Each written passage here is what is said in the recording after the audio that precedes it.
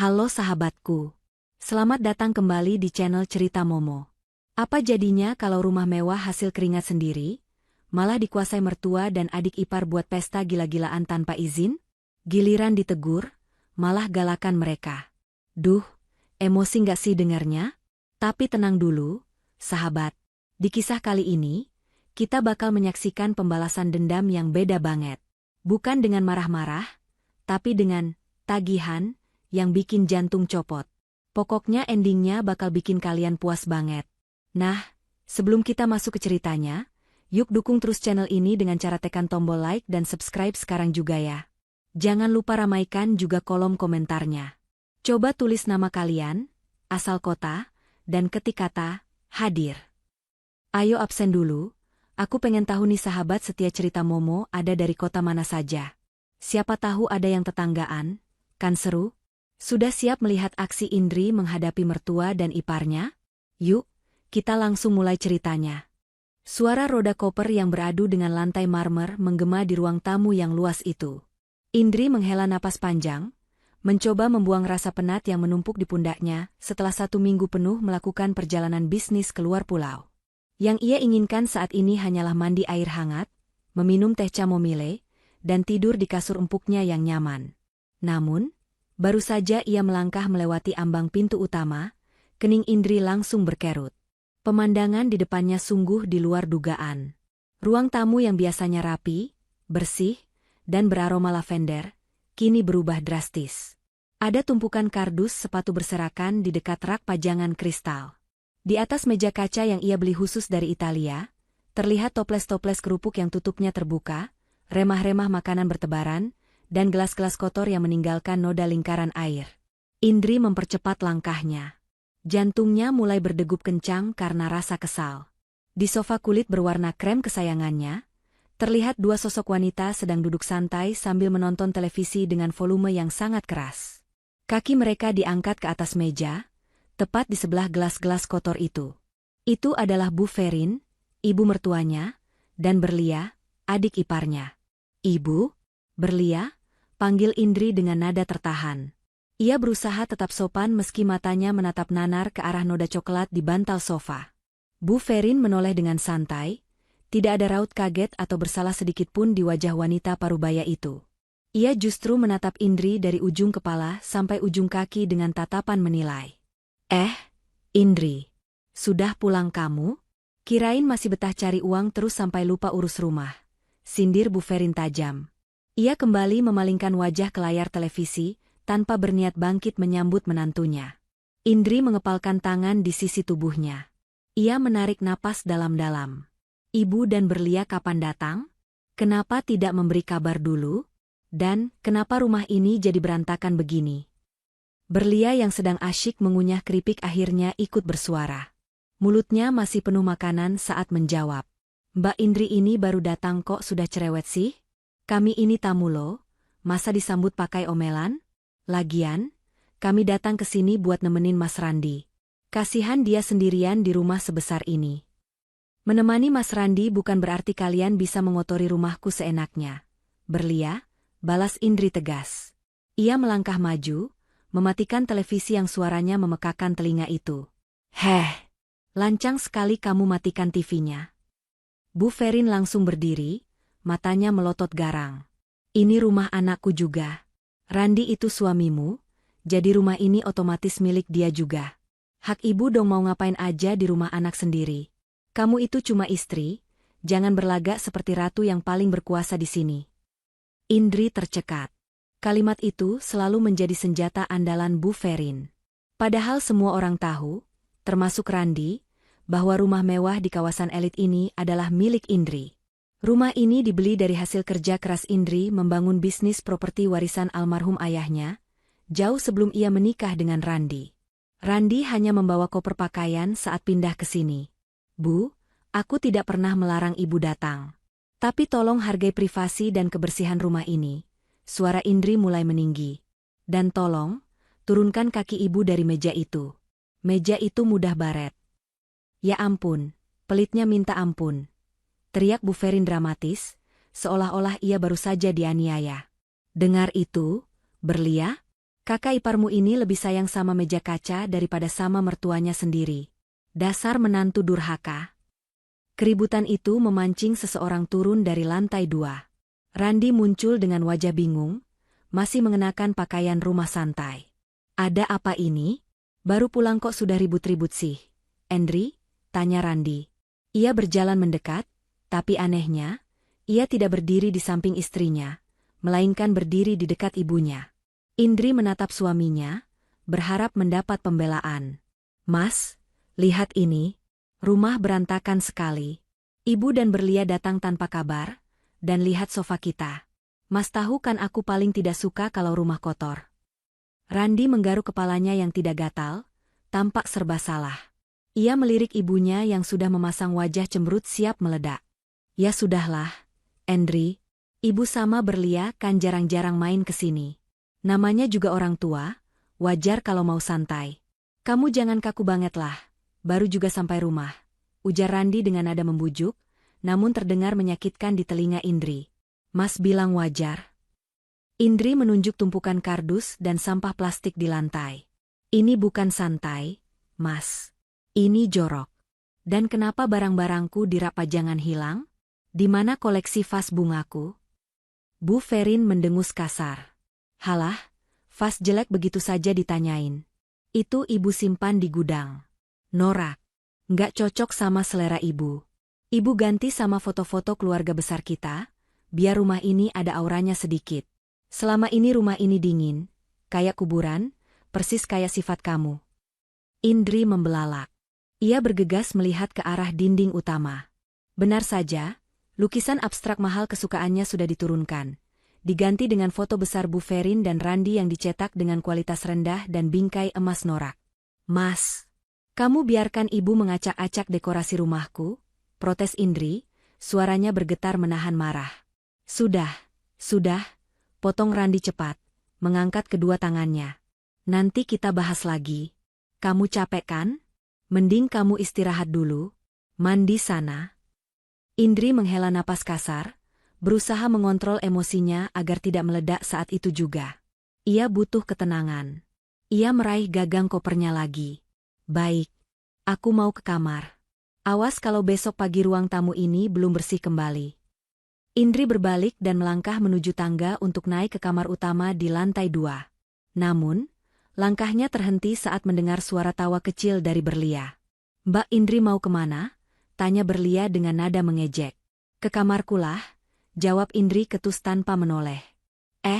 Tunggu dulu, sela Bu Ferin dengan nada memerintah. Kamar yang di atas itu sekarang kamar ibu sama Berlia. Kami sudah pindahkan barang-barang kamu ke kamar tamu yang di bawah, dekat dapur. Indri membeku. Ia memutar badannya perlahan, menatap ketiga orang itu dengan tatapan tidak percaya. Apa maksud ibu? Itu kamar utamaku. Kamar pribadiku dan Randi. Ya kan ibu orang tua, Indri, bentak Bu Ferin. Kamar di atas itu lebih luas. Kamar mandinya ada bathtubnya. Ibu kan kakinya sering sakit kalau naik turun tangga, jadi, maksudnya, ibu butuh kenyamanan lebih. Lagian kamu kan masih muda, badan masih kuat, tidur di kamar bawah kan gak masalah. Kasur di kamar tamu juga empuk kok. Indri menatap Randi, menuntut penjelasan. Mas, kamu biarkan mereka mengusirku dari kamar kita sendiri. Randi menunduk, tidak berani menatap mata istrinya. Ibu maksa, Andri.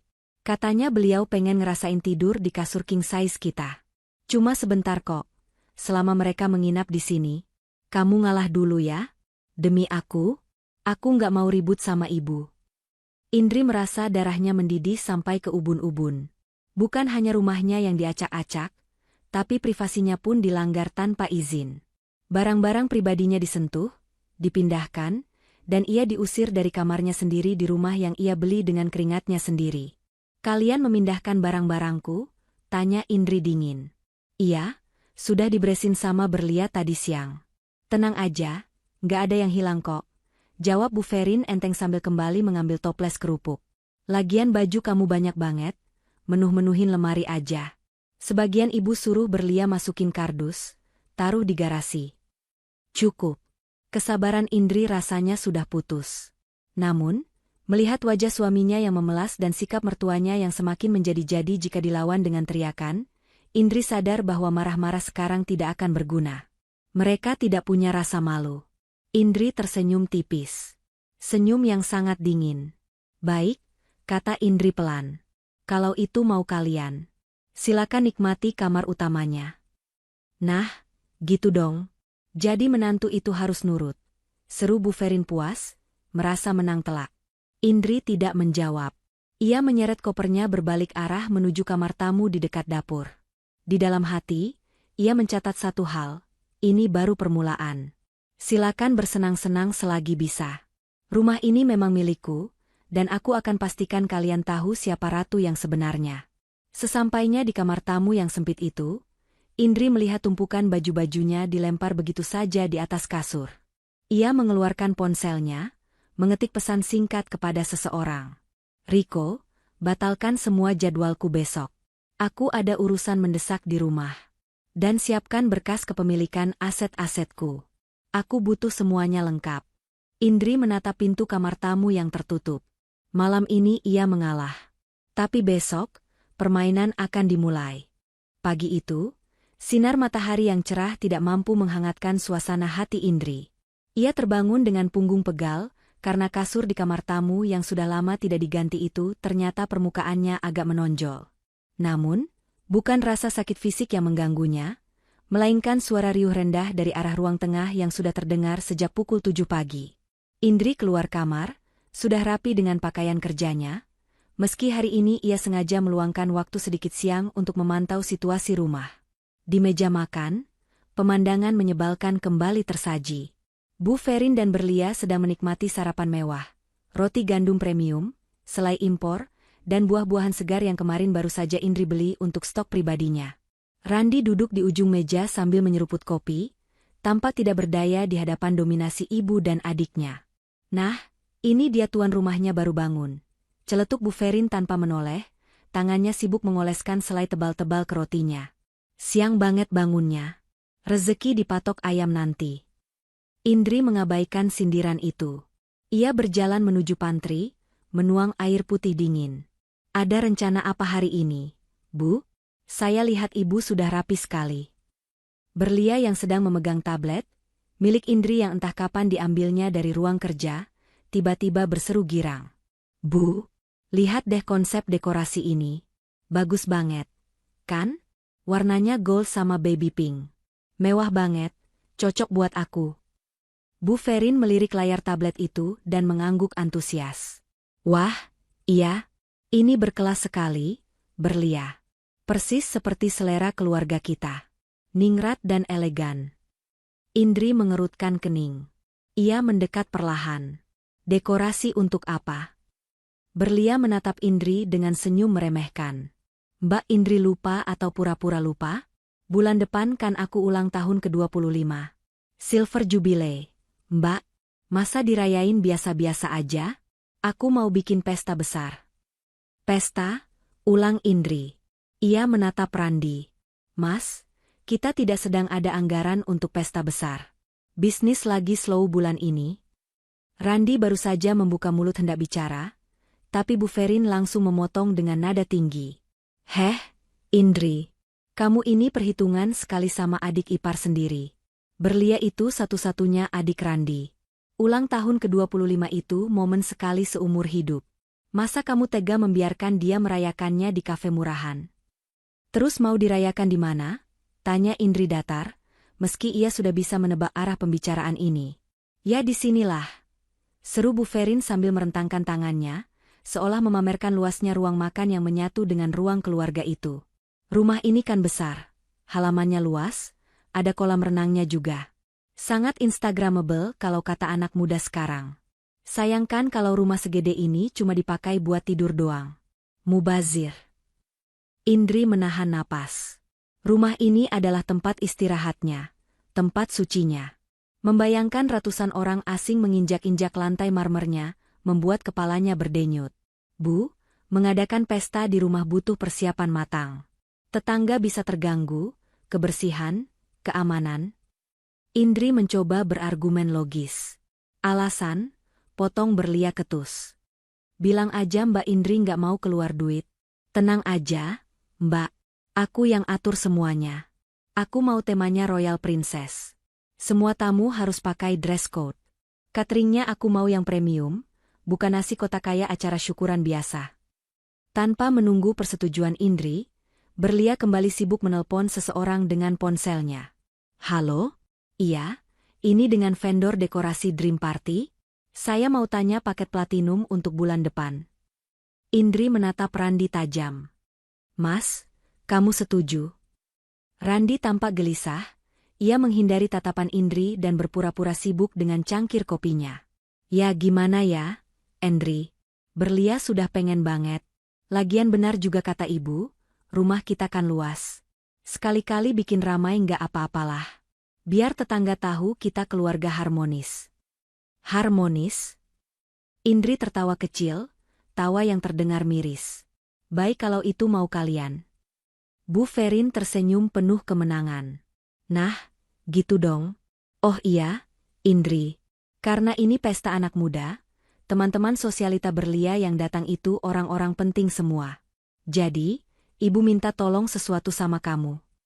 Apa, Bu? Nanti pas acara, kamu nggak usah ikut dandan heboh ya.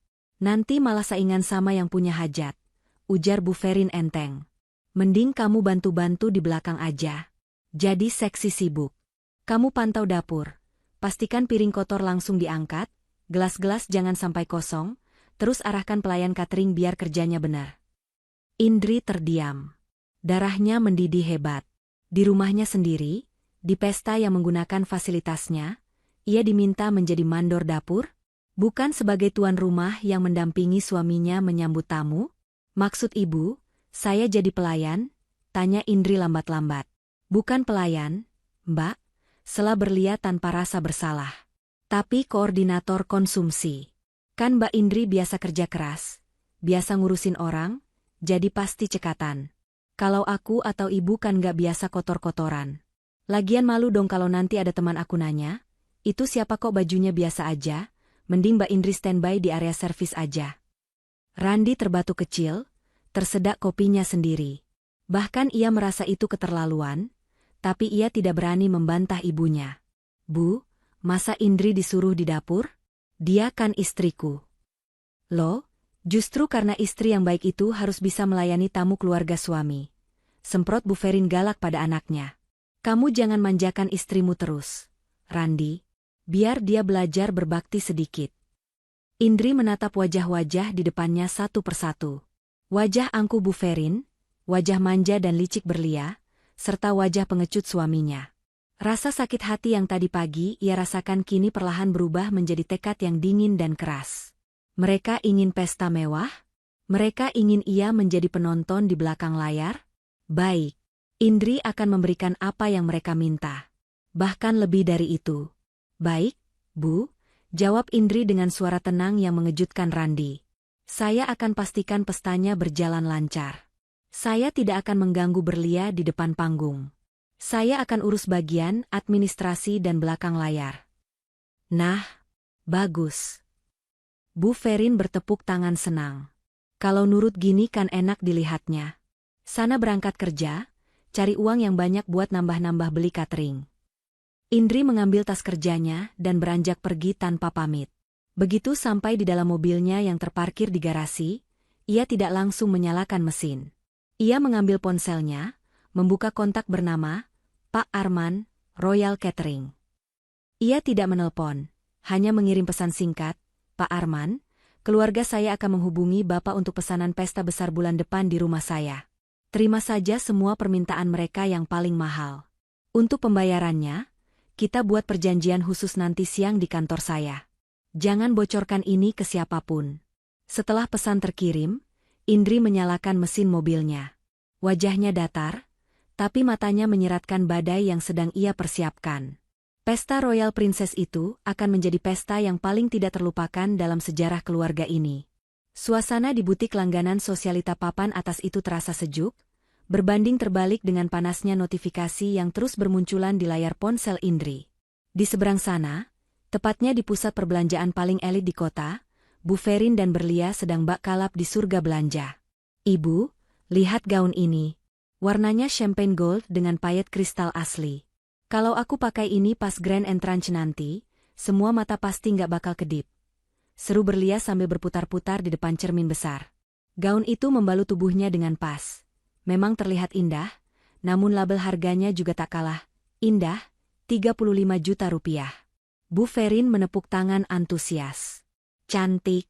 Cantik sekali, Berlia. Kamu persis putri raja. Ambil saja, jangan ragu. Ini kan momen sekali seumur hidup. Tapi harganya, Bu? Berlia pura-pura ragu sambil melirik label harga, meski matanya berbinar menginginkannya. Mahal banget. Nanti Mas Randi marah nggak ya? Atau Mbak Indri ngomel? Halah, persetan sama si Indri. Dengus Bu Ferin sambil mengibaskan tangan, seolah mengusir lalat. Randi itu kakakmu. Uangnya Randi ya uang keluarga juga. Kartu kredit yang dipegang Randi itu limitnya besar. Kemarin ibu lihat sendiri, kartu itu jenis platinum. Masa buat adik sendiri pelit? Ambil. Dengan dukungan penuh ibunya, Berlia tersenyum lebar. Ia segera memanggil pelayan butik. Mbak, saya ambil yang ini. Terus tolong carikan sepatu yang senada, sama tas clutch keluaran terbaru ya. Di meja kasir, kartu kredit tambahan atas nama Randi, yang tagihannya terhubung langsung ke rekening utama Indri, digesek berkali-kali tanpa hambatan. Struk belanja keluar memanjang. Bu Ferin tersenyum puas. Merasa menang karena bisa menikmati kemewahan tanpa harus mengeluarkan uang sepeser pun dari dompet pensiunannya. Sementara itu, di lantai 15 gedung perkantoran milik Indri. Indri sedang duduk di kursi kebesarannya, menatap layar ponsel yang menyala setiap beberapa menit. Ting. Transaksi berhasil, IDR 35 juta, La Rose Boutique. Ting. Transaksi berhasil, IDR 12.500.000, Glamour Soes. Ting. Transaksi berhasil, IDR 8 juta, Salon Spa Premium. Riko, asisten pribadi Indri yang berdiri di seberang meja, tampak gelisah. Ia memegang tablet yang menampilkan grafik pengeluaran hari ini yang melonjak tajam secara tidak wajar. Bu Indri, panggil Riko hati-hati. Maaf jika saya lancang. Tapi notifikasi penggunaan kartu kredit Bapak Randi sudah menyentuh angka 60 juta rupiah, hanya dalam waktu 3 jam. Ini tidak wajar. Apakah Ibu ingin saya telepon pihak bank untuk blokir sementara? Saya khawatir kartu tersebut disalahgunakan atau dicuri. Indri meletakkan ponselnya di meja dengan tenang. Wajahnya datar, tidak ada guratan panik sedikitpun. Ia justru menyunggingkan senyum tipis yang sulit diartikan. Tidak perlu, Riko. Biarkan saja, jawab Indri santai. Riko terbelalak. Dibiarkan, Bu? Tapi ini pemborosan yang sangat. Saya tahu siapa yang menggunakannya, potong Indri. Ia memutar kursinya menghadap jendela besar yang menampilkan pemandangan kota. Mertua dan adik ipar saya sedang bersenang-senang mempersiapkan pesta. Kalau saya blokir sekarang, mereka akan pulang ke rumah dan membuat keributan. Saya sedang malas mendengar teriakan Ibu Ferin hari ini. Tapi, Bu, 60 juta. Gumam Riko, masih tak rela uang bosnya dibakar begitu saja. Indri kembali memutar kursi menghadap Riko. Tatapannya tajam penuh perhitungan. Anggap saja itu umpan, Riko. Ikan besar tidak akan memakan kail kalau umpannya cuma cacing kecil. Biarkan mereka merasa kartu itu adalah tongkat sihir yang bisa mengabulkan semua keinginan mereka. Biarkan mereka merasa memiliki dunia ini. Indri kemudian mengambil secari kertas, menuliskan sesuatu, dan menyodorkannya pada Riko. Lakukan instruksi ini ke pihak bank besok pagi. Jangan sekarang. Pastikan tanggal dan jamnya tepat sesuai yang saya tulis di situ. Jangan meleset 1 menit pun. Riko membaca kertas itu. Matanya membulat saat memahami rencana atasan cerdasnya itu. Bu Indri, ini serius? Tanggal ini kan? Ya, tanggal pesta itu. Tepat saat jam makan malam utama, sela Indri dingin. Pastikan limitnya dinolkan pada detik itu. Dan pastikan semua akses dana talangan dari rekening cadangan juga diputus total. Baik, Bu. Saya mengerti sekarang. Riko mengangguk takzim, menyimpan kertas itu seperti dokumen rahasia negara. Ada rasa ngeri sekaligus kagum melihat cara Indri bermain. Sore harinya, Indri pulang ke rumah lebih awal. Seperti dugaan, ruang tengah kini dipenuhi paper bag bertuliskan merek-merek ternama. Bu Ferin dan Berlia sedang melakukan fashion show kecil-kecilan di depan Randi yang terlihat lesu. "Lihat nih, Indri," seru Bu Ferin begitu melihat Indri masuk. Ia mengangkat sebuah tas tangan kecil berkilauan. "Ini selera orang berkelas. Berlia bakal jadi bintang di pestanya nanti. Untung Randi pengertian, nggak kayak kamu yang pelit." Randi menatap Indri dengan wajah pucat dan penuh rasa bersalah. Ia pasti sudah mendapat notifikasi tagihan itu juga di ponselnya, namun tidak berani menegur ibunya. Randi tampak ketakutan kalau Indri meledak marah melihat tagihan puluhan juta itu. Namun, Indri hanya berjalan mendekat, menyentuh kain gaun mahal yang tergeletak di sofa. "Bagus," komentar Indri singkat. "Warnanya cocok buat Berlia." Randi, Bu Ferin, dan Berlia serempak terdiam. Mereka sudah menyiapkan mental untuk perang dunia, karena masalah uang, tapi reaksi Indri sungguh di luar prediksi. "Kakakmu nggak marah, Indri?" tanya Randi terbata-bata. "Marah kenapa?"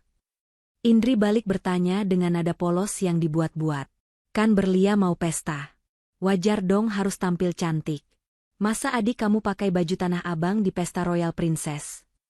Berlia langsung bersorak, merasa di atas angin. "Tuh kan, Mas, Mbak Indri aja ngerti. Emang Mas Randi aja yang penakut."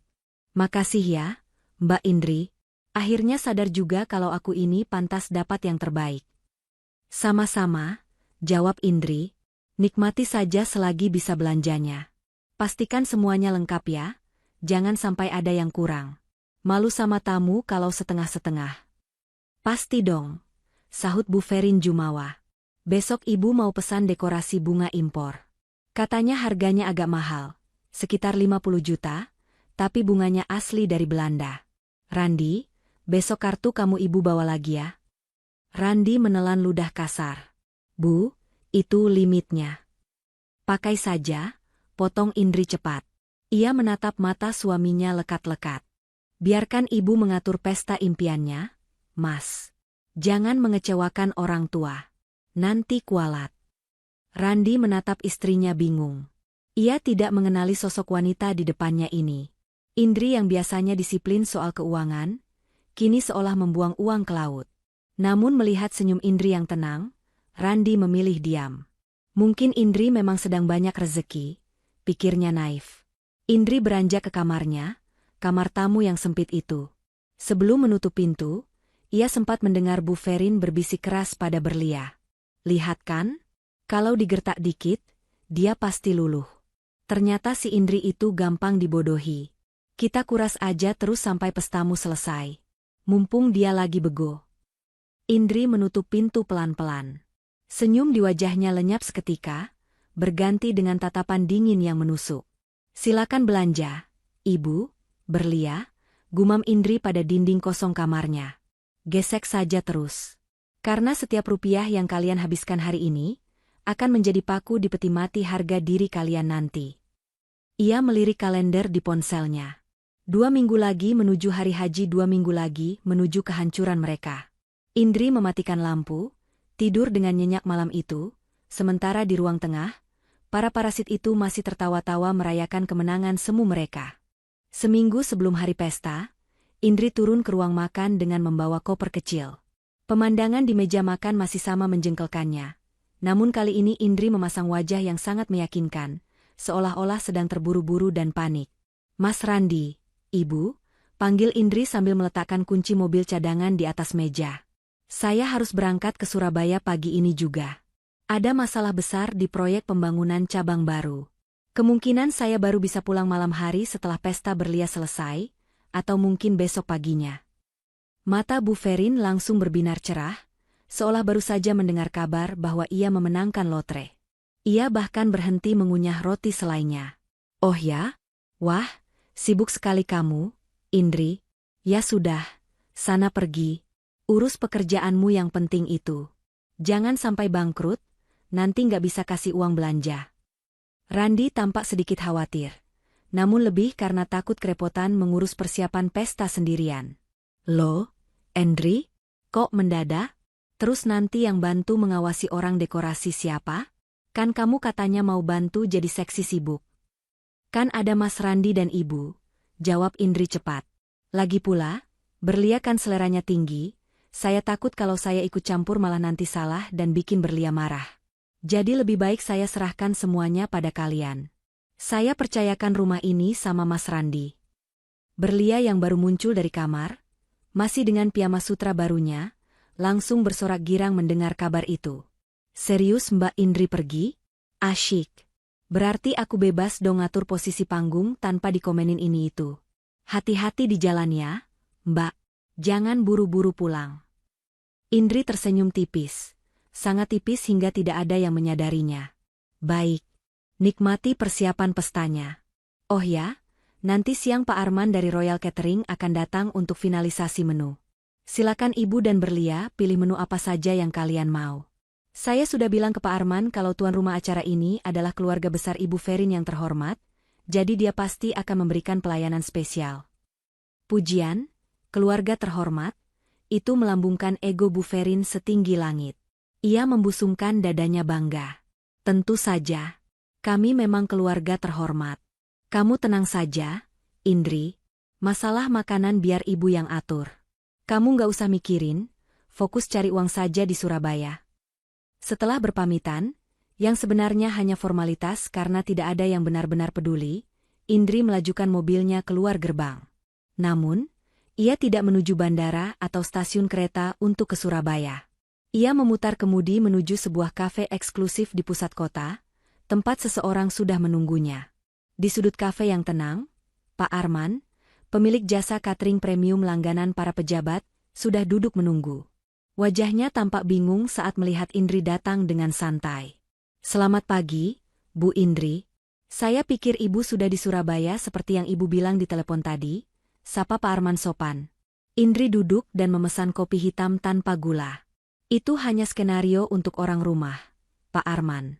Saya tetap di kota ini, tapi saya akan menghilang dari pandangan mereka sampai hari haji. Pak Arman mengangguk, meski masih tampak ragu. Jadi, mengenai pesanan catering untuk pesta ulang tahun adik ipar Ibu, apakah benar saya harus menuruti semua permintaan mereka? Kemarin asisten Ibu bilang anggarannya unlimited. Benar, Pak. Berikan menu termahal yang Bapak punya.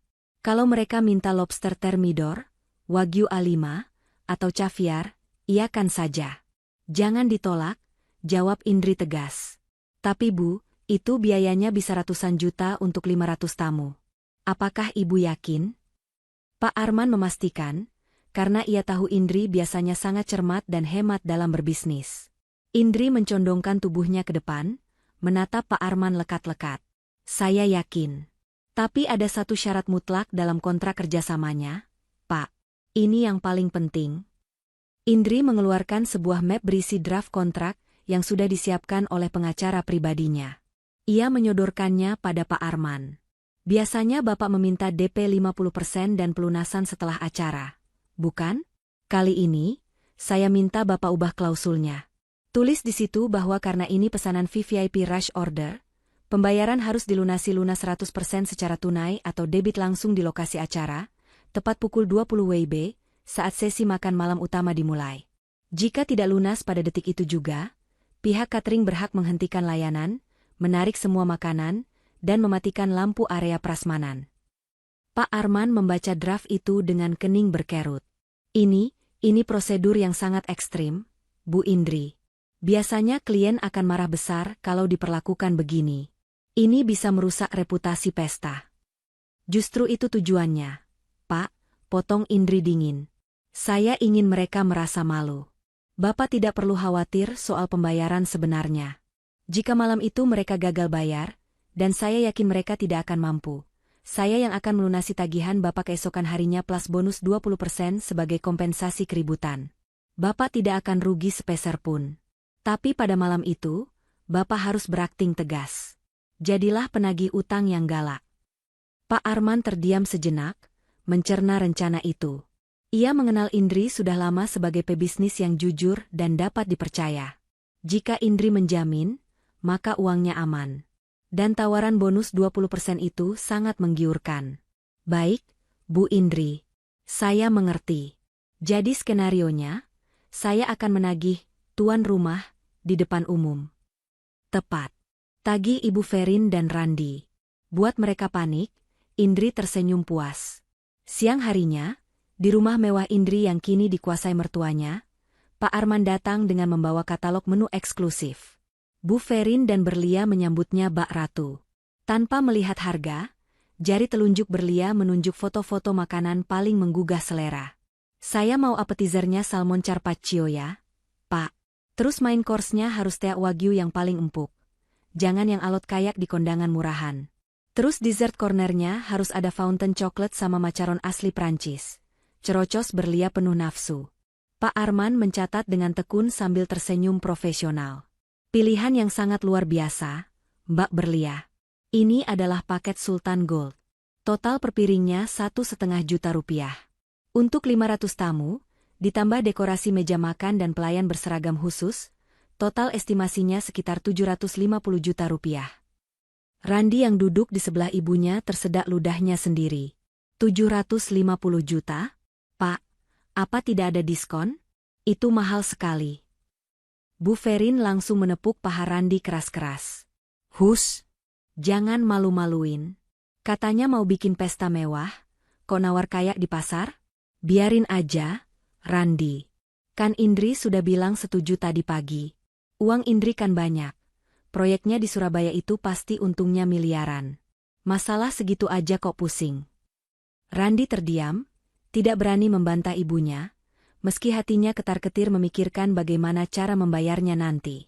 Ia berasumsi tagihan itu akan dikirim ke kantor Indri seperti biasanya.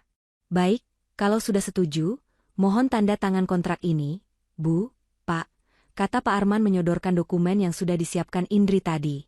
Karena Bu Indri sedang di luar kota, maka penanggung jawab acara yang harus tanda tangan di sini adalah Ibu Ferin dan Bapak Randi sebagai tuan rumah. Bu Ferin dengan angkuh mengambil pena. Ia bahkan tidak membaca deretan tulisan kecil-kecil di lembar kontrak itu. Baginya, tanda tangan hanyalah formalitas. Yang ada di kepalanya hanyalah bayangan betapa irinya teman-teman arisannya melihat pesta semewah ini. Sini ibu tanda tangan. Randi, kamu juga tanda tangan di sebelahnya, perintah Bu Ferin. Randi, dengan ragu-ragu, ikut membubuhkan tanda tangannya di atas materai. Tanpa ia sadari, ia baru saja menyetujui klausul, pembayaran tunai di tempat atau dipermalukan. Terima kasih, Bu Ferin, Pak Randi, ucap Pak Arman sambil menutup mapnya. Kami akan persiapkan yang terbaik. Sampai jumpa di hari haji. Sepeninggal Pak Arman, Bu Ferin tertawa lepas. Gampang kan? Cuma tanda tangan doang, nanti kita makan enak. Si Indri itu memang bodoh. Dia yang kerja keras banting tulang, kita yang menikmati hasilnya di rumah mewahnya. Harusnya dari dulu kita begini, Randi. Di seberang sana, dari layar ponselnya yang terhubung ke kamera pengawas ruang tamu, Indri menyaksikan momen penandatanganan itu.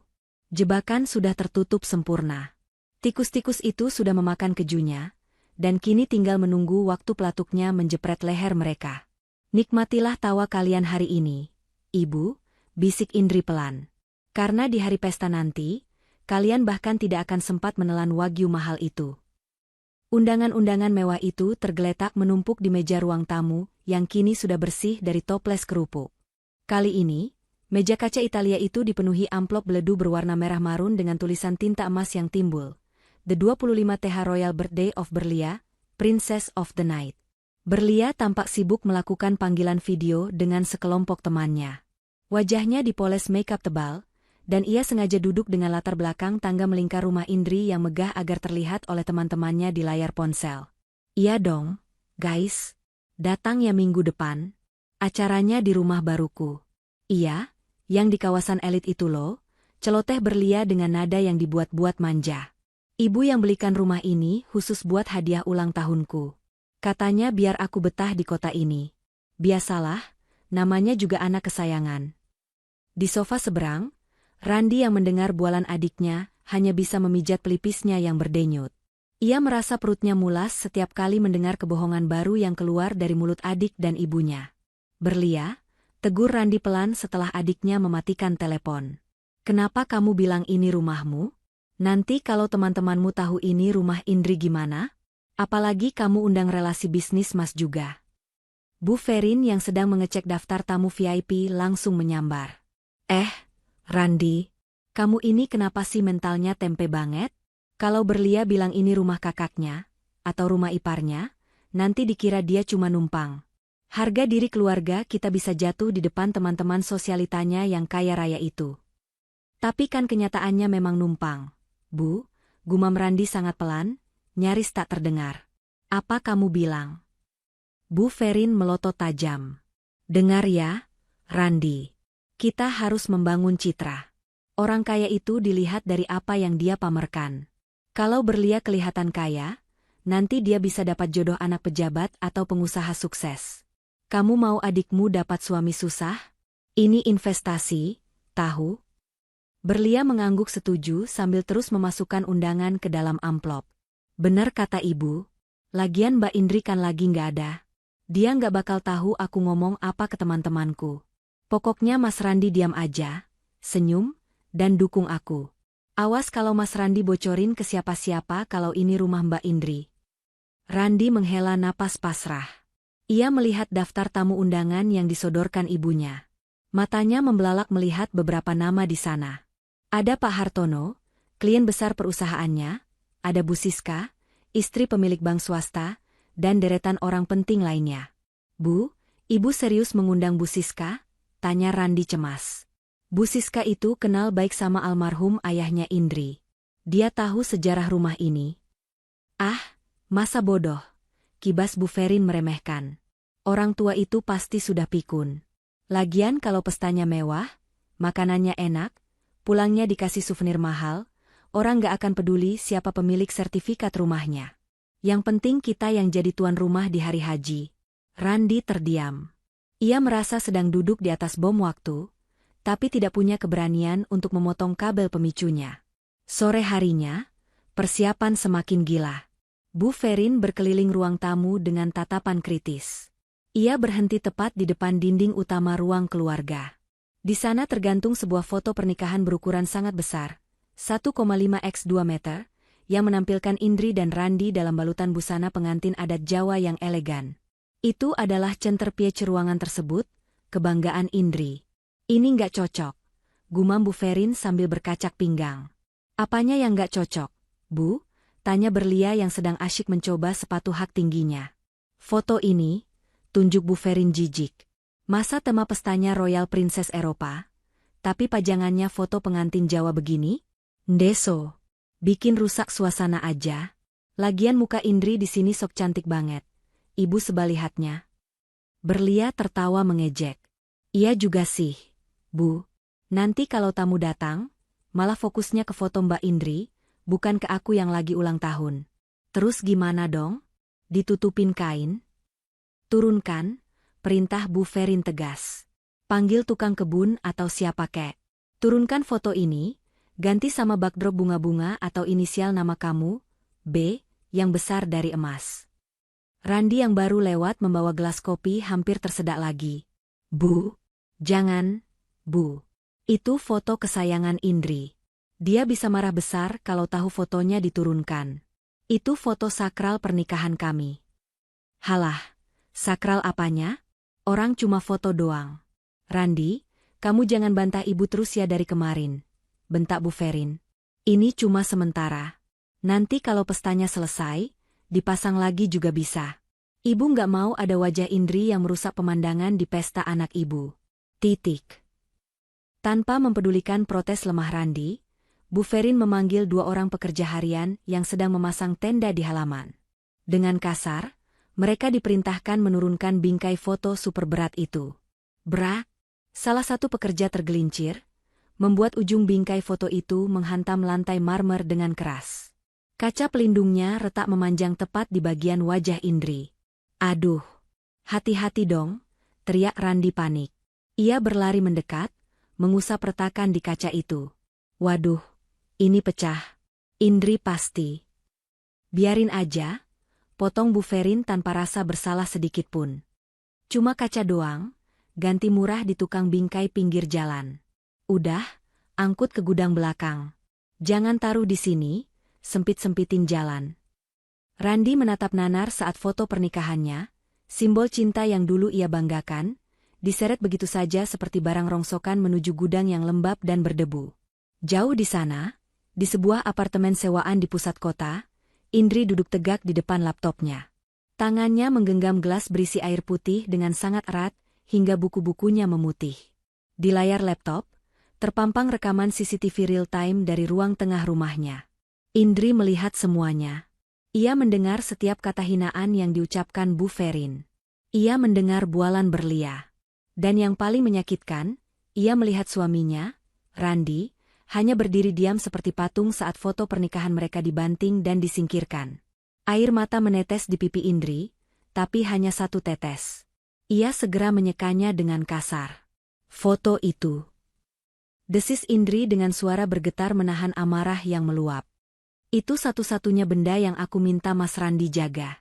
Dan dia membiarkan ibunya meretakkan wajahku di sana. Rasa sakit hati karena dikhianati dan direndahkan kini berubah menjadi bahan bakar yang sempurna. Jika sebelumnya Indri masih memiliki sedikit keraguan atau rasa kasihan pada suaminya, detik ini juga, semua itu musnah. Retakan di kaca foto itu adalah simbol retaknya rumah tangga mereka yang tidak mungkin bisa diperbaiki lagi. Indri meraih ponselnya. Ia membuka grup chat dengan tim pengacaranya. Siapkan surat gugatan cerai. Masukkan poin, perbuatan tidak menyenangkan, dan pengerusakan aset pribadi ke dalam berkas tuntutan. Saya ingin berkas itu siap ditandatangani tepat setelah pesta berakhir. Setelah mengirim pesan itu, Indri kembali menatap layar CCTV. Di sana, Bu Ferin dan Berlia tampak tertawa-tawa senang melihat dinding yang kini kosong, siap diisi dekorasi pesta mereka. Tertawalah, bisik Indri dingin. Tertawalah sepuasnya hari ini.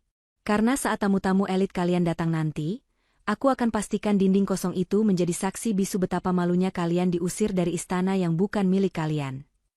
Undangan sudah tersebar. Jebakan sudah terpasang. Dan kini, Indri baru saja menekan tombol pengaktifan bom waktunya. Tidak ada jalan kembali bagi Randi dan keluarganya.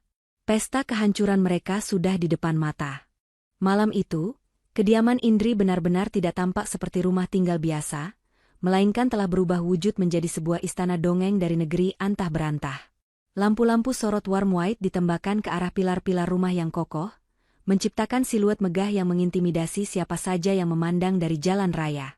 Karpet merah tebal tergelar dari pintu gerbang hingga ke pintu utama, diapit oleh ratusan tangkai bunga lili dan mawar impor asli Belanda yang wanginya semerbak memenuhi udara malam. Jam menunjukkan pukul 7 malam. Deretan mobil mewah mulai mengantre di depan gerbang. Valet parking yang disewa khusus tampak sibuk hilir mudik memarkirkan mobil-mobil tamu VIP. Di beranda depan, berdiri sang ratu dan putri malam itu. Berlia tampak bersinar, secara harfiah. Gaun champagne gold seharga 35 juta rupiah itu, memantulkan cahaya lampu dengan sempurna setiap kali ia bergerak. Di kepalanya bertengger tiara kecil berkilau, dan di tangannya tergenggam clutch bermerek yang baru dibelinya kemarin. Senyumnya lebar, matanya berbinar menatap tamu-tamu yang datang dengan tatapan memuja. Di sebelahnya, Bu Ferin berdiri dengan dagu terangkat tinggi. Ia mengenakan kebaya modern bernuansa merah marun yang membuatnya terlihat mencolok. Selamat datang, Jeng Siska. Aduh, terima kasih sudah menyempatkan hadir. Sapa Bu Ferin dengan suara yang sengaja dikeraskan saat menyambut salah satu tamu penting. Bu Siska, wanita parubaya yang elegan, tersenyum sopan sambil mengedarkan pandangan ke sekeliling. Wah, luar biasa sekali pestanya, Bu Ferin. Saya pangling lihat rumah ini. Dulu waktu almarhum Pak Haris, ayahnya Indri, membangun rumah ini, desainnya minimalis. Sekarang jadi, sangat ramai ya. Bu Ferin tertawa renyah, tawa yang terdengar palsu di telinga Randi yang berdiri kaku di belakangnya. Ah, Jeng Siska bisa saja. Namanya juga anak muda, Berlia kan seleranya glamour. Saya sebagai ibu ya harus menuruti keinginan anak. Apalah arti uang dibandingkan kebahagiaan putri saya? ya kan? Omong-omong, mana Indri? Tanya Bu Siska, matanya mencari sosok tuan rumah yang sebenarnya. Saya tidak melihat dia dari tadi. Wajah Bu Ferin berubah masam sejenak, namun dengan cepat ia menutupinya dengan senyum sinis. Oalah, si Indri biasalah, Jeng. Dia lagi di luar kota. Sibuk cari uang terus. Dia itu memang begitu, gila kerja. Acara penting keluarga begini malah ditinggal. Yah, maklumi saja ya, menantu saya itu memang kurang punya rasa kekeluargaan. Randi yang mendengar kebohongan ibunya hanya bisa menunduk, meremas ujung jas mahalnya yang basah oleh keringat dingin. Ia ingin membela istrinya, ingin mengatakan bahwa Indri pergi karena diusir secara halus, tapi lidahnya keluh. Ia terlalu takut merusak suasana hati ibunya yang sedang di atas angin. Sementara itu, musik orkestra mulai mengalun lembut dari ruang tengah. Para tamu mulai masuk, berdecak kagum melihat interior rumah yang disulap total. Foto pernikahan Indri dan Randi yang biasanya menjadi pusat perhatian kini telah lenyap, digantikan oleh backdrop raksasa bertuliskan inisial B dari rangkaian bunga segar. Tanpa satu orang pun yang menyadari, sepasang mata tajam sedang mengawasi setiap gerak-gerik di pesta itu dari ketinggian. Indri tidak di Surabaya. Sejak sore tadi, ia telah menyelinap masuk melalui pintu akses asisten rumah tangga di bagian belakang yang kuncinya menggunakan sidik jari biometrik, akses yang tidak diketahui oleh Bu Ferin maupun Randi. Kini, Indri duduk dengan tenang di ruang kerja pribadinya di lantai 3. Ruangan ini adalah satu-satunya area di rumah itu yang pintunya terbuat dari baja berlapis kayu, dan menggunakan kode keamanan ganda. Bu Ferin mengira itu gudang arsip terkunci yang tidak penting, padahal di dalamnya adalah pusat kendali rumah pintar tersebut. Indri duduk di kursi kulitnya yang nyaman, ditemani secangkir teh hangat yang uapnya mengepul tipis. Di hadapannya, 6 layar monitor menampilkan tayangan CCTV dari berbagai sudut rumah dengan kualitas high definition. Ia melihat Berlia tertawa lepas sambil memegang gelas koktail non-alkohol, berpose di depan kamera fotografer sewaan. Ia melihat Bu Ferin memamerkan dekorasi bunga kepada teman-teman arisannya, mengklaim bahwa ia mendatangkan floris khusus dari Jakarta. Dan ia melihat Randi, suaminya, yang tampak seperti orang asing di rumahnya sendiri, tersenyum canggung setiap kali ada yang menyalaminya. Nikmatilah, sayang, gumam Indri pelan, matanya menatap sosok Randi di layar. Nikmati peranmu sebagai tuan rumah palsu untuk 1 jam terakhir ini. Mata Indri kemudian beralih ke monitor yang menampilkan area prasmanan di taman belakang. Di sana, Pak Arman sang pemilik catering terlihat berdiri tegak di samping meja hidangan utama. Wajahnya tegang. Ia sesekali melirik jam tangannya, lalu melirik ke arah pintu penghubung tempat Bu Ferin berada. Di tangan Pak Arman, tidak ada sendok saji. Yang ada hanyalah sebuah tablet kasir dan mesin edisi yang menyala terang, siap menagih janji. Para pelayan catering yang berseragam rapi juga tampak siaga. Mereka tidak tersenyum ramah seperti biasanya, melainkan berdiri dengan posisi tangan di belakang punggung, menunggu komando. Indri melirik jam dinding di ruang kerjanya. Pukul 19.55 waktu Indonesia Barat. 5 menit lagi menuju waktu makan malam utama. 5 menit lagi menuju batas waktu pembayaran. 5 menit lagi sebelum dongeng Cinderella ini berubah menjadi mimpi buruk. Indri meraih mikrofon kecil di mejanya yang terhubung ke sistem tata suara seluruh rumah. Sistem ini biasanya ia gunakan untuk memanggil asisten atau security jika ada keadaan darurat. Namun malam ini, ia akan menggunakannya untuk pengumuman yang jauh lebih penting. Di layar monitor, Indri melihat Bu Ferin naik ke atas panggung kecil yang didirikan di ruang tengah. Wanita itu mengetuk mikrofon, meminta perhatian seluruh tamu. Tes, 1 2. Selamat malam semuanya, seru Bu Ferin dengan percaya diri. Terima kasih sudah hadir di istana kami. Sebelum kita menikmati hidangan mewah yang sudah disiapkan, saya ingin sedikit berbagi cerita tentang betapa bangganya saya bisa memberikan pesta ini untuk putri tercinta saya. Indri tersenyum miring. Ia membiarkan mertuanya bicara sedikit lagi. Biarkan ia terbang setinggi mungkin, agar jatuhnya nanti terasa semakin sakit. Jemari Indri kini standby di atas tombol, override audio, yang akan mematikan suara mikrofon Bu Ferin dan menggantinya dengan suara Indri dari ruang kontrol. Panggung sandiwara sudah penuh sesak. Dan sang sutradara asli sudah siap untuk mengakhiri pertunjukan. Bu Ferin masih berdiri tegak di atas panggung, menggenggam mikrofon dengan gaya seolah ia adalah selebriti papan atas yang sedang memenangkan penghargaan. Cahaya lampu sorot menyilaukan matanya, membuatnya tidak bisa melihat dengan jelas ekspresi wajah para tamu. Namun ia yakin mereka semua sedang menatapnya dengan penuh kekaguman. Bapak-bapak, ibu-ibu sekalian, suara Bu Ferin menggema ke seluruh penjuru ruangan dan halaman. Pesta malam ini bukan sekadar perayaan ulang tahun putri saya, Berlia. Tapi ini juga adalah wujud syukur kami. Rumah ini, ya, istana megah tempat kita berdiri sekarang, adalah bukti kerja keras keluarga kami. Kami ingin berbagi kebahagiaan dan kemewahan ini dengan Anda semua. Tepuk tangan sopan terdengar dari beberapa tamu, meski sebagian besar sebenarnya sudah mulai gelisah melirik ke arah meja prasmanan. Aroma steak wagyu yang dipanggang live di sudut taman sudah tercium sangat menggoda, membuat perut mereka keroncongan. Di sudut ruangan, Randi berdiri mematung. Kata-kata ibunya tentang kerja keras keluarga terasa seperti tamparan di wajahnya. Ia tahu betul siapa yang bekerja keras untuk rumah ini, dan orang itu sekarang sedang tidak ada di sini, atau begitulah yang ia kira. Silakan, jangan sungkan-sungkan, seru Bu Ferin lagi, merentangkan tangannya lebar-lebar menunjuk area makanan. Kami sudah siapkan hidangan terbaik dari catering nomor 1 di kota ini. Wagyu A5, Salmon Norway, semuanya unlimited. Silakan dinikmati sepuasnya. Mendengar aba-aba itu, para tamu dengan antusias mulai bergerak menuju meja panjang yang tertata rapi. Piring-piring porselen putih sudah siap di tangan mereka. Namun, tepat saat jarum jam di dinding, dan jam tangan Pak Arman, bergeser ke angka 12, tepat pukul 20 WIB, suasana berubah drastis. Pak Arman, yang berdiri tegak di ujung meja prasmanan utama, mengangkat tangan kanannya tinggi-tinggi. Itu adalah kode. Dalam hitungan detik, puluhan pelayan berseragam rapi yang menjaga setiap stasiun makanan melakukan gerakan serentak yang mengejutkan. Alih-alih menyendokkan makanan ke piring tamu yang sudah mengantre, mereka justru mengambil tutup chafing dish, pemanas makanan, yang terbuat dari stainless steel tebal, lalu menutup semua wadah makanan itu dengan suara berisik. Klang, klang, klang. Suara logam beradu itu terdengar nyaring, memecah alunan musik klasik yang lembut. Seorang tamu VIP, Pak Hartono, yang piringnya sudah hampir menyentuh potongan daging sapi panggang, ternganga kaget saat pelayan di depannya menarik nampan daging itu menjauh. Loh, Mas? Kok ditarik? Saya mau ambil, protes Pak Hartono bingung. Pelayan itu menatap lurus ke depan dengan wajah datar tanpa ekspresi, lalu menjawab dengan suara lantang yang bisa didengar orang-orang di sekitarnya. Maaf, Pak.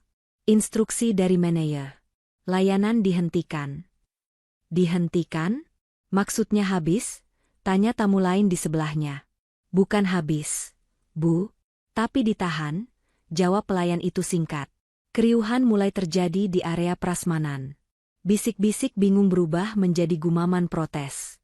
Tamu-tamu yang lapar dan sudah membayangkan makan enak tiba-tiba dihadapkan pada panci-panci tertutup yang dijaga ketat seperti brankas bank. Di atas panggung, Bu Ferin menyadari ada yang tidak beres. Ia melihat kerumunan tamu di dekat makanan tampak ribut, tapi tidak ada satupun yang makan. Hei, ada apa di sana? Teriak Bu Ferin lewat mikrofon, nada suaranya mulai panik dan galak. Kenapa makanannya ditutup? Pelayan. Buka itu. Tamu saya mau makan. Jangan bikin malu ya. Namun, teriakan Bu Ferin tidak digubris. Pak Arman tetap berdiri diam dengan tangan bersedekap, menatap tajam ke arah panggung. Bu Ferin hendak berteriak lagi memanggil Randi, tapi tiba-tiba, suara dengung tajam memekakan telinga keluar dari speaker utama, membuat semua orang refleks menutup telinga. Setelah dengung itu hilang, mikrofon di tangan Bu Ferin mati total. Ia menepuk-nepuk kepala mikrofon itu dengan kasar. Halo? Cek? Cek. Randi? Ini kenapa mic-nya mati? Teriak Bu Ferin. Suaranya kini hanya terdengar samar tanpa pengeras suara, tertelan oleh luasnya ruangan. Detik berikutnya, lampu sorot utama yang menyorot panggung dan backdrop nama Berlia tiba-tiba padam. Bloop. Ruang tengah menjadi remang-remang. Hanya lampu taman dan lampu darurat yang menyala. Musik orkestra yang tadinya mengalun elegan juga berhenti mendadak, menyisakan keheningan yang canggung dan mencekam. Berlia yang sedang asyik live Instagram di sudut lain menjerit kecil. Aduh, kok gelap? Mas Randi, listriknya turun ya? Ih, malu-maluin banget sih. Randi berlari tergopoh-gopoh menghampiri ibunya di panggung yang kini gelap. Bu, sebentar, aku cek sekringnya. Mungkin kelebihan beban karena banyak lampu. Cepat, jangan lelet, bentak Bu Ferin di kegelapan. Jantungnya berdegup kencang. Ia bisa merasakan tatapan ratusan tamu yang kini tertuju padanya dengan penuh tanda tanya. Namun, sebelum Randi sempat melangkah ke panel listrik, sebuah suara terdengar. Bukan dari mikrofon Bu Ferin, dan bukan dari panggung. Suara itu berasal dari ceiling speaker, pengeras suara langit-langit, yang terpasang di setiap sudut rumah, suara yang jernih, tenang, dan sangat familiar. Selamat malam, Bapak, Ibu, dan seluruh tamu undangan yang terhormat. Randi membeku. Kakinya seolah dipaku ke lantai marmer. Ia kenal suara itu. Bu Ferin pun terbelalak, matanya mencari-cari sumber suara. Mohon maaf atas ketidaknyamanan yang terjadi. Interupsi ini bukan karena gangguan teknis, dan bukan karena listrik turun, lanjut suara itu. Nada bicaranya sopan, namun memiliki otoritas yang dingin menusuk tulang. Para tamu mulai celingukan, mencari siapa yang berbicara. Perkenalkan, saya Indri, pemilik sah dari rumah tempat Anda berdiri saat ini. Bisik-bisik tamu semakin kencang. Indri? Bukannya tadi ibunya bilang ini rumah mereka? Loh, menantunya ada? Kok suaranya dari speaker? Dengan berat hati saya informasikan, lanjut suara Indri lagi, setiap katanya diucapkan dengan penekanan yang jelas, bahwa seluruh layanan catering, musik, dan pendingin ruangan terpaksa kami hentikan secara sepihak mulai detik ini. Heh, Indri, keluar kamu. Jangan main-main ya, teriak Bu Ferin ke arah langit-langit, wajahnya merah padam karena marah bercampur malu. Suara Indri mengabaikan teriakan mertuanya dan terus berlanjut, kali ini dengan nada yang lebih tajam. Penghentian layanan ini dikarenakan adanya masalah administrasi yang sangat fatal. Pihak penyelenggara acara, dalam hal ini Ibu Ferin dan Saudari Berlia, gagal memenuhi kewajiban pembayaran yang telah disepakati dalam kontrak. Bohong, pekik Berlia histeris. Mas Randi bayar kok, Mas Randi punya kartu. Oleh karena itu, suara Indri memotong jeritan Berlia. Sesuai prosedur, acara ini dinyatakan ilegal dan dibekukan sampai seluruh tagihan dilunasi secara tunai saat ini juga. Suasana pesta yang tadinya megah dan penuh tawa palsu, kini berubah menjadi seperti sidang pengadilan terbuka. Tamu-tamu VIP mulai mundur perlahan, merasa tidak nyaman dan tertipu.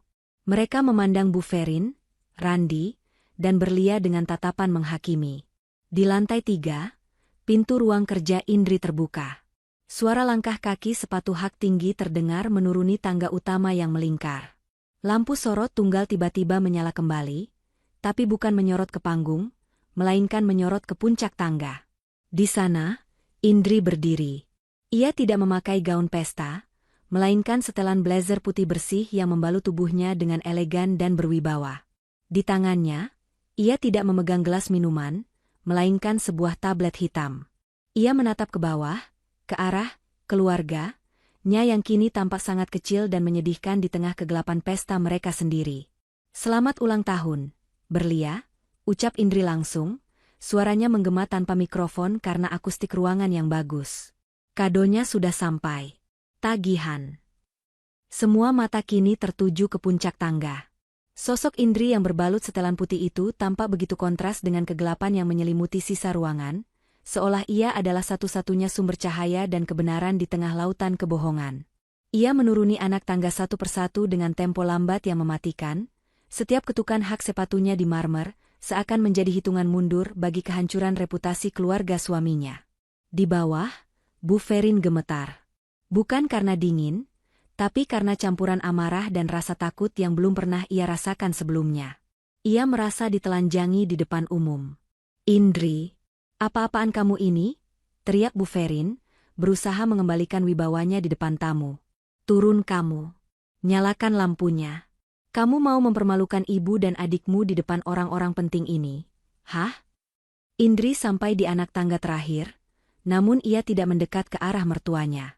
Ia justru berjalan tenang menuju Pak Arman yang masih berdiri mematung di dekat meja prasmanan. Pak Arman, sapa Indri dengan senyum tipis. Silakan, Pak. Lakukan tugas Bapak sesuai kontrak. Pak Arman mengangguk tegas. Ia mengambil tablet dan mesin edisi dari meja, lalu berjalan membelah kerumunan tamu yang menepi memberinya jalan, menuju ke tempat Randi, Bu Ferin, dan Berlia berkumpul. Selamat malam, Bu Ferin, Pak Randi, ucap Pak Arman dengan suara lantang dan formal. Sesuai kesepakatan kontrak nomor 001 VIP 12/2025 yang telah Bapak dan Ibu tanda tangani, jatuh tempo pembayaran untuk seluruh layanan pesta ini, termasuk catering paket Sultan Gold, dekorasi bunga impor, sewa peralatan suara, dan service charge, adalah tepat pukul 20 malam ini. Pak Arman mengangkat tabletnya tinggi-tinggi, memperlihatkan layar yang menampilkan angka nominal berwarna merah menyala. Total tagihan yang harus dibayar lunas sekarang juga adalah 750 juta rupiah. Suara Pak Arman menggema jelas di keheningan ruangan.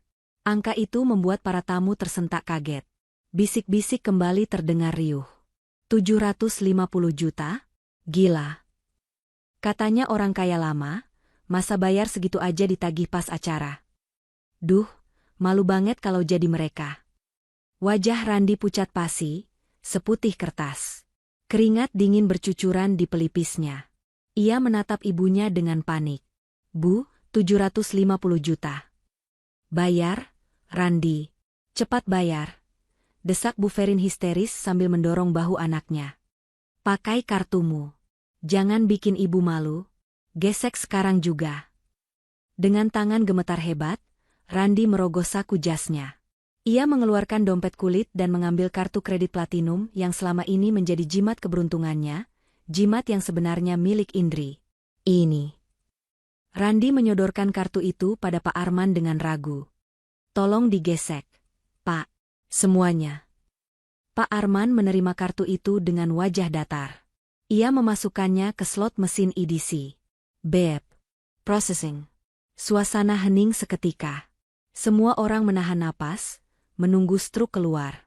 Bu Ferin sudah mengangkat dagunya lagi, bersiap untuk tersenyum sombong dan berkata, "Tuh kan, lunas."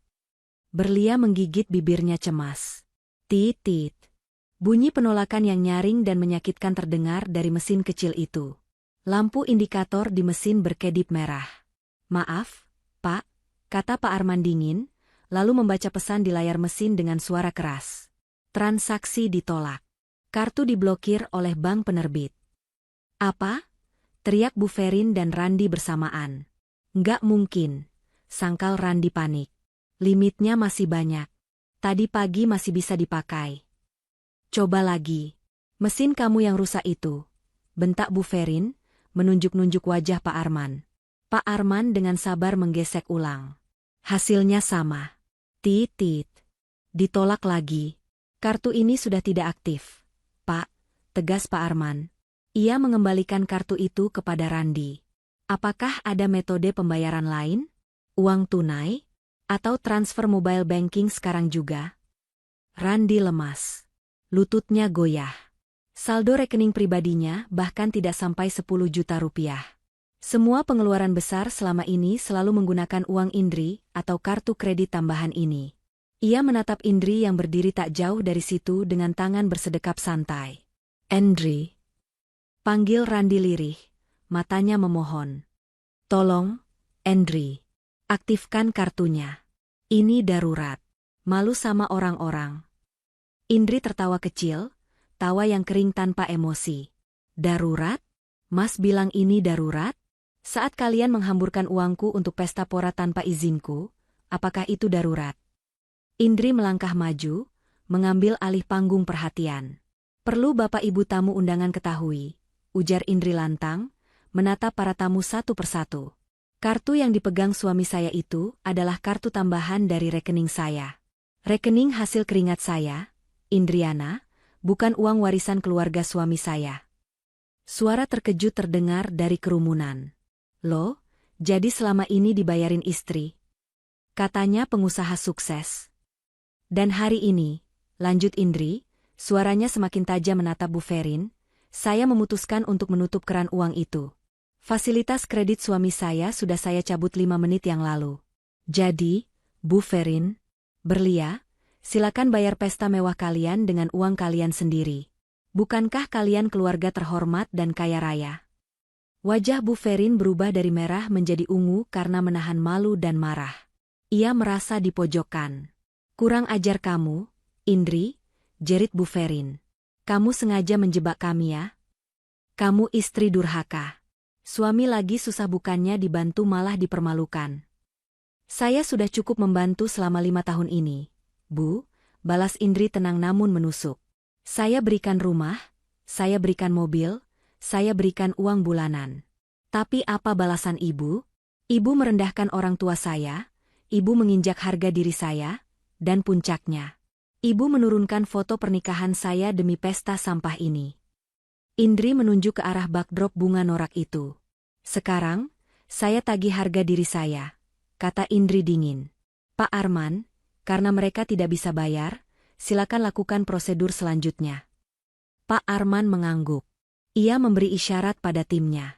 Detik itu juga, pemandangan yang sangat memalukan terjadi.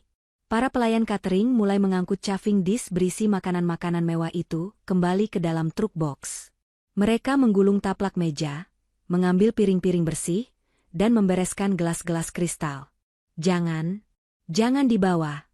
Pekik Berlia histeris, air matanya mulai luntur merusak makeup tebalnya. Itu makanan buat tamuku. Jangan dibawa pergi. Berlia mencoba menahan seorang pelayan yang membawa nampan sushi, tapi pelayan itu menepisnya dengan sopan namun tegas. Tamu-tamu undangan yang melihat makanan ditarik di depan mata mereka merasa sangat tersinggung. Ini penghinaan, seru Pak Hartono marah. Mengundang orang tapi tidak dikasih makan?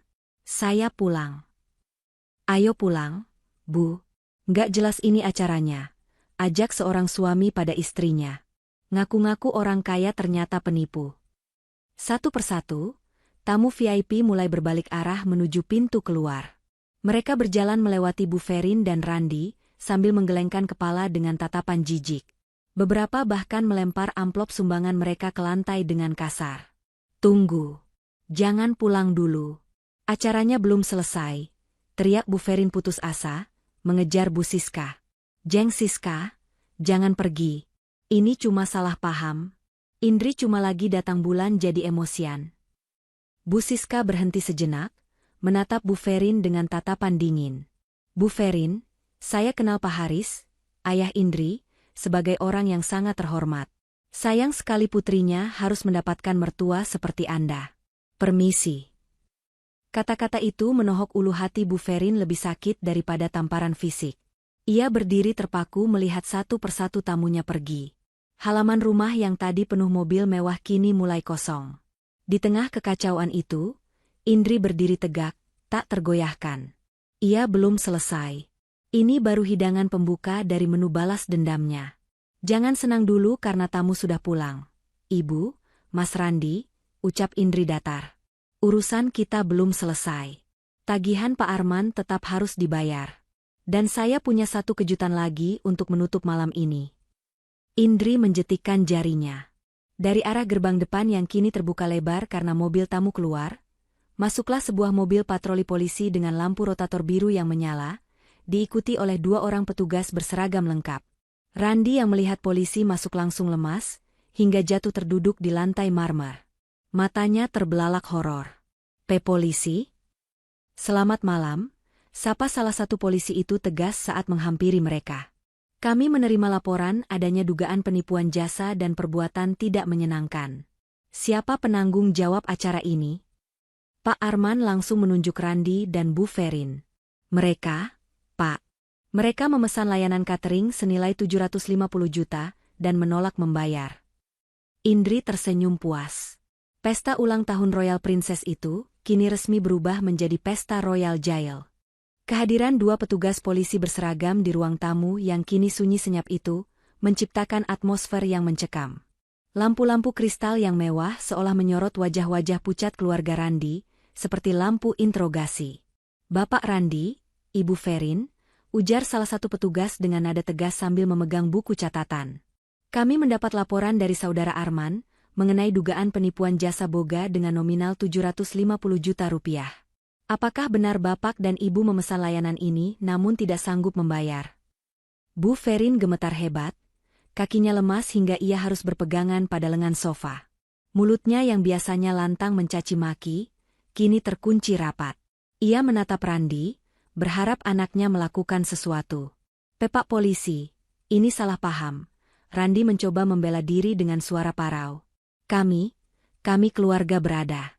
Istri saya yang punya rumah ini. Dia bisa bayar. Ini cuma masalah rumah tangga. Masalah rumah tangga tidak menghapus kewajiban hukum. Pak, potong polisi itu dingin. Pihak catering merasa dirugikan. Jika tidak ada pelunasan sekarang, silakan ikut kami ke kantor polisi untuk diproses. Kata kantor polisi membuat Berlia menjerit histeris. Ia merosot ke lantai, menangis meraung-raung merusak sisa martabatnya. Ibu, aku nggak mau dipenjara. Malu, Bu. Teman-temanku gimana nanti? Melihat ketakutan di mata mereka, Indri melangkah maju perlahan. Suara hak sepatunya memecah tangisan Berlia. Ia berdiri di hadapan polisi, lalu menoleh ke arah Pak Arman. Pak Arman, panggil Indri tenang. Ya, Bu Indri. Saya yang akan melunasi tagihan 750 juta itu besok pagi. Saya jaminannya, ucap Indri datar. Randi mendongak, matanya berbinar penuh harap. Indri, alhamdulillah, kamu masih sayang sama aku, Indri. Aku tahu kamu gak tega lihat suamimu ditangkap.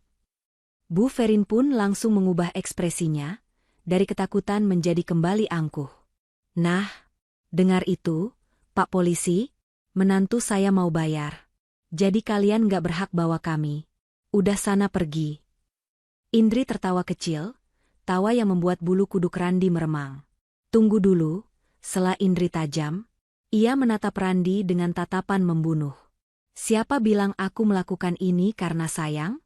Aku melakukan ini karena aku tidak mau nama baik perusahaanku tercoreng gara-gara punya suami narapidana penipuan. Indri kemudian mengeluarkan sebuah map tebal berwarna merah dari tas kerjanya. Ia melemparkan map itu ke atas meja kaca di depan Randi. Plah, ini syaratnya, kata Indri dingin. Aku lunasi utang memalukan kalian malam ini, tapi kalian harus tanda tangan berkas ini sekarang juga. Randi mengambil map itu dengan tangan gemetar. Ia membukanya, dan matanya terbelalak membaca judul dokumen paling atas, surat pernyataan talak dan gugatan cerai. Di bawahnya, ada dokumen lain, surat pemindahan hak asuh aset pernyataan keluar dari rumah secara sukarela. Cerai? Randi tergagap. Indri, kamu serius? Sangat serius, Mas, jawab Indri tanpa keraguan. Kamu pilih mana? Tanda tangan di situ dan keluar dari rumah ini malam ini juga dengan tenang. Atau kamu diseret polisi sekarang dengan borgol di tanganmu. Bu Ferin merebut kertas itu. Apa-apaan ini? Kamu mengusir kami? Di tengah malam begini? Kamu nggak punya hati nurani, Indri? Hati nurani saya sudah mati tepat saat ibu meletakkan foto pernikahan saya dan menggantinya dengan dekorasi sampah ini. Balas Indri, menunjuk sisa-sisa dekorasi pesta. Waktu kalian 10 menit. Tanda tangan, atau penjara. Pak Arman dan kedua polisi itu hanya diam menyaksikan, seolah menjadi saksi bisu kejatuhan sebuah keluarga yang tamak. Randi menatap ibunya, lalu menatap Berlia yang masih sesenggukan. Ia tahu ia tidak punya pilihan. Kartu kredit mati, rekening kosong, dan ancaman penjara di depan mata. Dengan tangan gemetar dan air mata yang menetes membasahi kertas, Randi mengambil pena. Ia membubuhkan tanda tangannya di atas materai surat cerai itu. Tanda tangan yang mengakhiri 5 tahun pernikahan mereka, sekaligus mengakhiri hidup nyamannya sebagai parasit. Bagus, Indri menarik map itu kembali dengan cepat. Sekarang, kemasi barang kalian. Saya beri waktu 30 menit untuk angkat kaki dari properti saya. 30 menit? Mana cukup? Protes Berlia. Barang-barangku banyak. Baju-bajuku, sepatu baruku. Kalau begitu tinggalkan, sahut Indri kejam. Bawa seperlunya. Sisanya akan saya bakar besok pagi. Kepanikan melanda ketiga orang itu. Mereka berlarian ke kamar utama yang mereka kuasai dan kamar tamu, untuk memasukkan pakaian ke dalam koper seadanya. Bu Ferin sambil menangis terus memaki-maki nasib. Sementara Randi hanya diam seperti raga tanpa jiwa. 30 menit kemudian, mereka sudah berdiri di teras depan. 3 koper besar dan beberapa tas plastik berisi barang-barang yang tidak muat di koper menjadi harta terakhir mereka. Randi merogoh saku celananya, mengeluarkan kunci mobil SUV miliknya, mobil yang biasa ia banggakan di depan teman-temannya. Ia menekan tombol unlock, berniat memasukkan koper ke bagasi. Tidak ada respon. Lampu mobil tidak berkedip. Randi menekan tombol itu berkali-kali dengan panik. Loh? Kok nggak bisa dibuka? Baterainya habis. Bukan baterainya yang habis, Mas. Suara Indri terdengar dari ambang pintu utama. Di tangannya, Indri memegang kunci cadangan asli. Mobil itu atas nama PT Indri Propertindo. Itu aset perusahaan, inventaris kantor, jelas Indri tajam. Selama ini kamu memakainya karena kamu suamiku. Tapi karena kamu baru saja menandatangani surat cerai, maka hak guna pakai itu hangus. Randi ternganga. Tetapi Indri, terus kami pergi naik apa? Malam-malam begini? Bawa koper sebanyak ini? Itu bukan urusanku, jawab Indri sambil mengangkat bahu. Panggil taksi online, atau jalan kaki. Hitung-hitung olahraga untuk membuang lemak dari makanan enak yang selama ini kalian nikmati gratis. Indri, ini mobil anakku. Aku yang suruh dia beli. Teriak Bu Ferin tidak terima, mencoba merebut kunci dari tangan Indri. Indri dengan sigap mundur, lalu memberi isyarat pada 2 petugas keamanan kompleks yang sudah ia panggil sebelumnya. Pak Satpam, tolong pastikan orang-orang asing ini keluar dari gerbang kompleks. Kalau mereka mencoba membawa aset properti saya, laporkan sebagai pencurian. Siap, Bu Indri, jawab Satpam bertubuh kekar itu. Randi menatap mobil mewah itu dengan tatapan nanar. Mobil itu adalah simbol status sosialnya terakhir. Tanpa mobil itu, ia hanyalah pengangguran yang punya utang budi pada ibunya yang penuntut. Ayo, Pak, Bu, Mbak. Silakan keluar, usir Satpam itu tegas sambil menggiring mereka menjauh dari mobil. Dengan langkah terseok-seok, Randi menarik 2 koper besar. Bu Ferin menjinjing tas tangan sambil mengeluh kakinya sakit, dan berlia menyeret dres mahalnya yang kini kotor menyapu aspal jalanan. Gaun 35 juta itu kini tampak seperti kain lap yang menyedihkan. Mereka berjalan keluar dari halaman rumah megah itu, melewati gerbang besi tinggi yang perlahan menutup secara otomatis. Indri berdiri di balik gerbang, menatap mereka melalui celah jeruji besi. Sama seperti saat ia melihat mereka di CCTV, tapi kali ini ia melihatnya langsung dengan mata kepala sendiri. Selamat jalan, mantan suami, mantan mertua, bisik Indri. Randi sempat menoleh ke belakang, menatap Indri untuk terakhir kalinya. Ada penyesalan yang terlambat di matanya. Ia baru sadar, selama ini ia hidup di surga, namun kebodohannya sendiri yang membakar surga itu hingga menjadi abu. Gerbang tertutup rapat dengan bunyi klang yang final. Mengunci Indri di dalam istananya yang tenang, dan membuang mereka ke jalanan malam yang dingin dan gelap. Tidak ada lagi pesta. Tidak ada lagi kemewahan. Yang tersisa hanya tagihan kehidupan yang harus mereka bayar mulai besok pagi. Roda koper yang beradu dengan aspal kasar jalanan kompleks, menjadi satu-satunya suara yang menemani langkah gontai 3 manusia itu. Tidak ada lagi lampu sorot, tidak ada lagi musik orkestra, dan yang pasti, tidak ada lagi harga diri. Randi, Bu Ferin, dan Berlia berjalan tertatih-tatih menjauhi gerbang rumah megah yang kini tertutup rapat bagi mereka selamanya. Randi, panggil taksi atau apa kek? Kaki ibu lecet semua ini jalan pakai sandal hak tinggi. Keluh Bu Ferin sambil berhenti di pinggir trotoar yang gelap. Ia mengipas-ngipas wajahnya yang luntur oleh keringat dan air mata. Randi merogoh saku celananya, mengeluarkan ponsel dengan layar retak. Ia membuka aplikasi transportasi online. Namun, saat hendak memesan mobil tipe premium seperti kebiasaannya, jempolnya terhenti. Notifikasi, saldo tidak cukup, dan metode pembayaran kartu kredit tidak valid muncul di layar.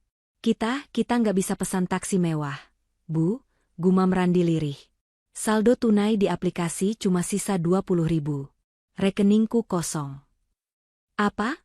Pekik Berlia, gaun champagne goldnya kini penuh debu jalanan. Terus kita naik apa? Angkot? Ojek?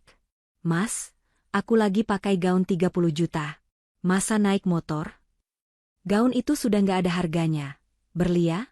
Bentak Randi tiba-tiba, membuat adik dan ibunya tersentak kaget. Ini pertama kalinya Randi berteriak pada mereka. Sadar? Kita ini gelandangan sekarang. Indri sudah membuang kita. Ini semua gara-gara ambisi kalian. Kok kamu nyalahin ibu? Sergah Bu Ferin tak mau kalah. Kalau kamu laki-laki becus, kamu pasti bisa mengendalikan istrimu. Kamu itu yang lembek. Randi tertawa sumbang, terdengar seperti orang yang kehilangan akal. Aku lembek karena selalu nurutin ibu. Sekarang, nikmatilah. Kita cari kontrakan petak malam ini pakai uang sisa dompet ibu. Akhirnya, dengan sisa uang tunai recehan yang ada di tas Bu Ferin, mereka memesan taksi online kelas paling murah. Mobil tua yang datang berbau apek rokok, sangat kontras dengan wangi bunga lili di pesta tadi. Saat mobil itu melaju menembus malam, Randi menoleh ke belakang sekali lagi, melihat istana Indri yang makin mengecil dan menghilang di tikungan. Ia tahu, pintu surga itu tidak akan pernah terbuka lagi untuknya. Sementara itu, di dalam rumah, keheningan yang menenangkan akhirnya tercipta. Indri duduk di sofa ruang tengah, sofa yang kemarin diduduki kaki kotor mertuanya. Kini sofa itu sudah bersih. Riko, asisten setianya, berdiri di hadapannya sambil membawa tablet.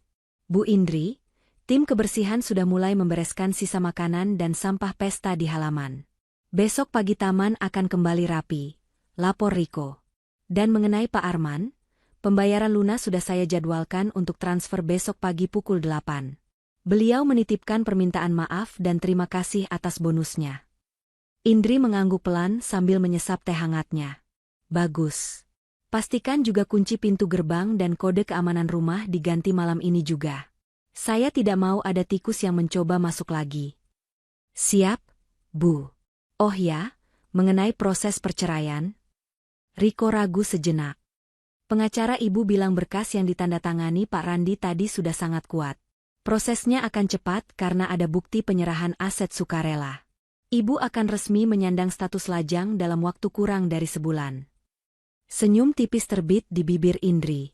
Bukan senyum sinis seperti saat pesta tadi, melainkan senyum lega. Beban berat yang selama 5 tahun ini menghimpit dadanya, beban harus melayani suami yang tidak tahu diri dan mertua yang tamak, akhirnya terangkat. Indri bangkit berdiri, berjalan menuju dinding tempat foto pernikahannya dulu tergantung. Kini dinding itu kosong, hanya menyisakan paku bekas gantungan. Buang foto yang pecah di gudang itu, Riko, perintah Indri pelan. Jangan disisakan sedikit pun.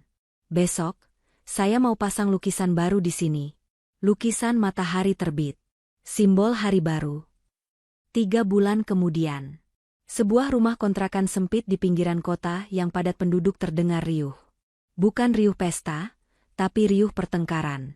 Berlia. Kamu jual tas branded kamu itu buat bayar listrik.